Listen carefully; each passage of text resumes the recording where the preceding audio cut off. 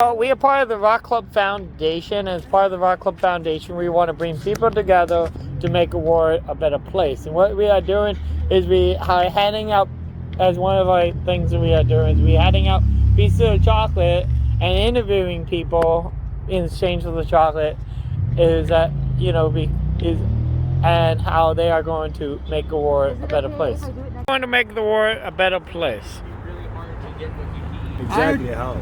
Everybody should be free to be creative. That's what I try to teach people, is how not to listen to other people when they tell you that you can't be free to express yourself as an artist, because you can. So don't listen to the people who tell you can't. Just be free. DIY, do it yourself. Don't look for other people to make you feel good about yourself. You got to feel good about yourself, so do what you like to do. And don't listen to people who are negative, man, and are always trying to talk you down, because they will.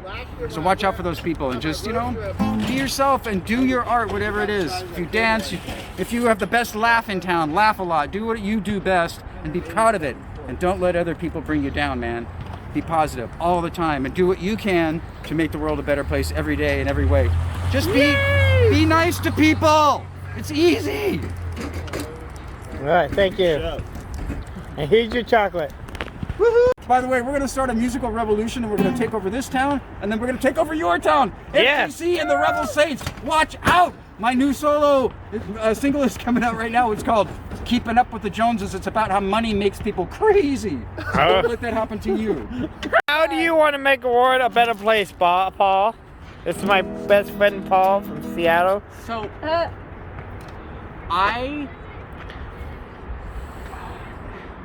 there are a few large-scale things I'd like to change about the world. I think one of the most important things that I focus on personally is the redistribution of resources to people who need them. And that's one of the things that I am drawn to with Food Not Bombs, is the idea that we, as independent, pretty much ordinary people who have access to some resources, can show up here and make sure that people have what they need in terms of food. And I think I want to see a world where people have access to shelter, food, water, medical care, and mental health care. And I actually think that the two most essential of those things are access to food and access to mental health care. Because I genuinely think that when people have access to both those things, when people have access to food, and people have access to mental health care where they can process through their experiences and their traumas and learn how to work through those things, it allows them to be more empathetic, to bond with other people on a deeper level. And I think that having a comprehensive access to mental health care across the world will allow people to see past a lot of the political differences that make it harder to make everybody's needs met.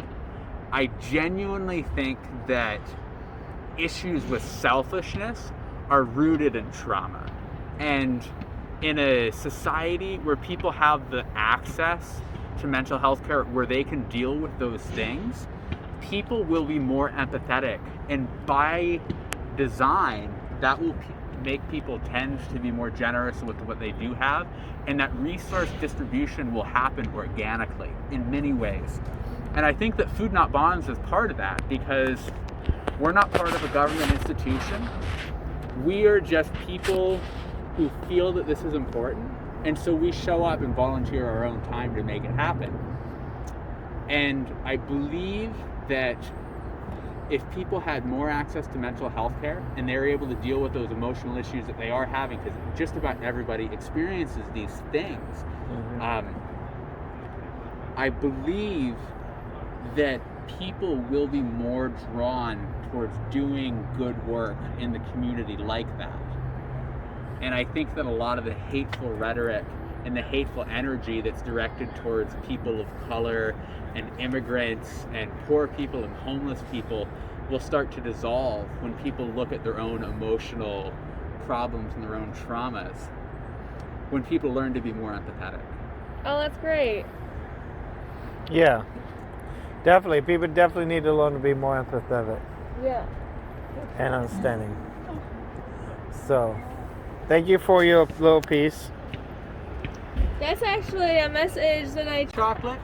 I'm gonna bring it back home, and I have a bunch of food in my van right now that's left over from the distribution, and I'm gonna set out all the food on my front porch, and then my friend Michael Trepp is gonna show up with a van full of food from Ballard PCC, Yeah. and I'm gonna hand out food on my front porch, and this chocolate I'm gonna share with people too. Yeah, you're gonna break off little pieces and share it to people. Oh yeah, it's milk chocolate. Did you So- guys want to be a part of this project? Wait, what project? I did a video about putting on bumps. Everybody was like, why don't you get the guy playing music for a little bit longer? All the time. If you think you got something to lose, you better leave it behind. If you think you got something to give, then just let it shine.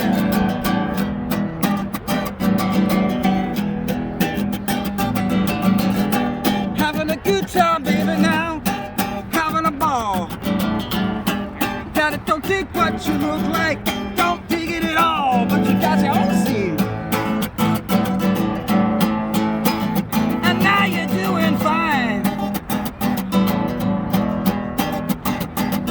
Well, live how you want, let them call you a freak, cause you'll be in the factory when you're old and weak. But I gotta have me a good time, baby, now.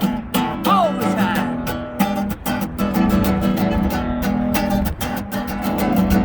If you think you got something to lose, you better leave it behind. We got so many food we can't even give it away, man. It's like, it's crazy.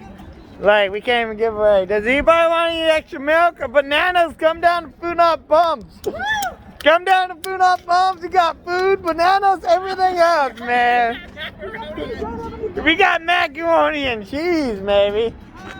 We got boxes of macaroni and cheese. We got milk. We got extra milk. You guys want milk? Milk, goat milk, come on. We goat milk right here. Demon milk? Yep, vegan. I said demon. Do you have demon milk? Hey, we probably do here at Food Not Bums. Who knows? Got done helping carry all these boxes over here. Everybody's setting up. We got setting up food and stuff. I feel like this is gonna be the salsa table. Yeah. It's a little bit of coordination always beforehand. Every time we do this, it seems like it changed up a little bit. But you know, I'm